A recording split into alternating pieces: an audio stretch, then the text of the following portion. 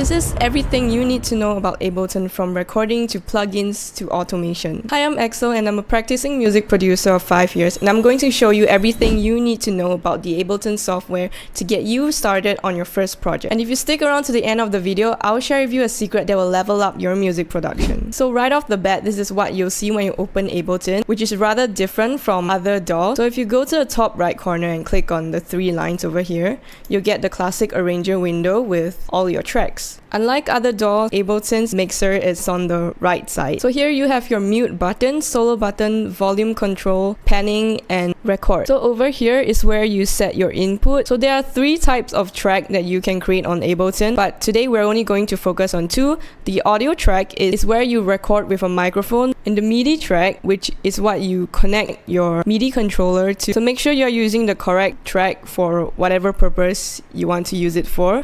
Make sure to set your input to whichever channels you are using. So for example, my audio interface has 2 channels, so that means I can connect and record 2 instruments or 2 mics at once, but I'm currently using my microphone, which is connected to the first channel. So on the input, I will select channel 1. So this green bar going up and down means there is signal going into the channel, which in this case is my voice. So just check that this red thing is on and there's a signal going into your channel and you are ready to record. Up here is your transport, pretty basic, your playback, stop, pause, and record. And on your left is where you can find your plugins and sounds for your MIDI controller if you're using one. And if you can't find the sounds that you need in the DAW right now, you can get more free ones from the Ableton website. If you have a little bit of cash to spend, you can go buy the paid ones as well. For the extra sounds that you download, you're going to have to open them up from your download file, and you're going to have to wait for it to download into the software. But after it's done, you can find it below right here at Pack. As you can see here, I have some extra stuff that I've downloaded. The beat tools, connection kit is all from the Ableton website. Now to use a sound for your MIDI track, you can go to Instruments or Pack. You can just go find one that you want and then you drag it to the MIDI channel. Make sure you're dragging it to a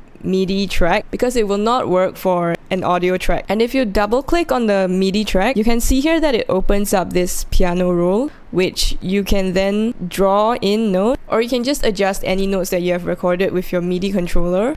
You can click here to use your computer keyboard as a MIDI controller as well. And right here you can adjust the velocity of each note, or just click randomize to have Ableton randomize it for you, and you can set how much you want the velocity to be randomized. So the piano roll looks a little different if you're using MIDI drums. It just has the extra names of each drum and cymbal on the left side, and you can also adjust the velocity for the MIDI drums. Ableton itself comes with all the basic plugins you need for mixing and mastering your songs, which you can find over here at Audio Effects.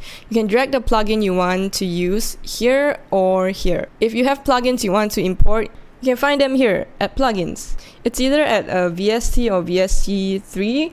So for me, I have Melodine, which is an external pitch correction plugin that I use. And on the top left is where you can find your metronome to help you keep in time. You can drag this to set the tempo, or you can tap here to let Ableton find the tempo of your song for you.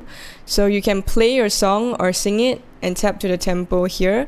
I do it on my mouse pad on my lap, so it's like easier to tap to, and Ableton will let you know what tempo it's in. So over here we have the automation button. So you can automate the track volume and the track panning on your mixer. You can also automate some of your other plugins like reverb. Maybe at certain parts of the song you want more reverb, and in certain part of the song you want less reverb. That's where you can just adjust.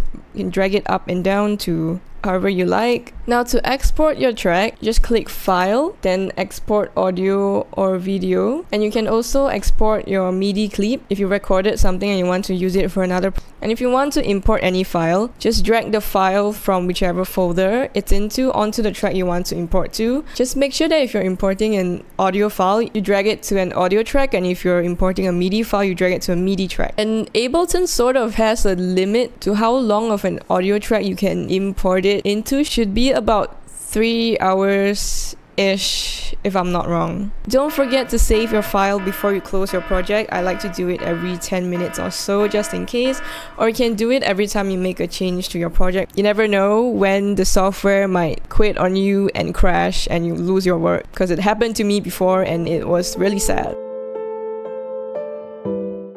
And there you have it, everything you need to know about Ableton so that you can start recording your first song, cover, whatever. And if you're still here, thank you for sticking around till the end. As promised, I will share with you a mixing trick that I don't see a lot of people using that will help you make your track sound closer to the music industry standard. One thing I've learned to do is to use a reference track while mixing. What you're going to do is download a song that you want your song to sound similar to in terms of mix, or a song that inspired your current project, and you pay attention to how everything sounds and compare it with your song. For example, maybe you notice that the drums in your reference track has more punch, so then you can go to your track and boost the frequencies where it brings out the punch in your drums. Thank you so much for watching this video. If you have any more questions and would like to hop onto a one-to-one video chat with me so that I can help you learn to use Ableton, you can send me a message on Instagram or email me here. If this video helped you, I'd appreciate it if you could subscribe, as I will be posting more tutorials and tips to help you navigate the world of music production.